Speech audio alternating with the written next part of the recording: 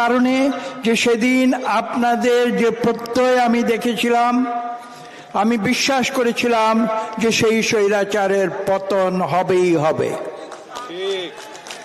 এবং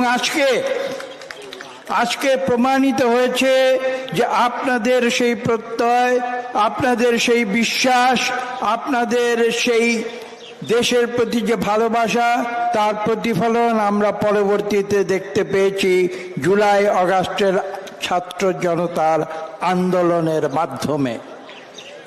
এবং আজকে আপনারা কিন্তু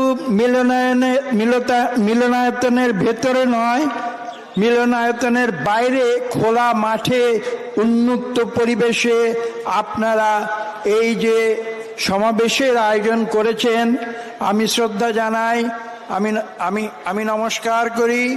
আপনারা আজকে মুক্তির আস্বাদ পেয়েছেন এবং আজকের এই সমাবেশ আমি মনে করি সিম্বলিক্যালি প্রমাণ করেছে যে আমরা একটি বদ্ধ কক্ষ থেকে মুক্ত আকাশের নিচে স্বাধীনতার স্বাদ নতুন ভাবে পেয়ে বেরিয়ে এসেছি।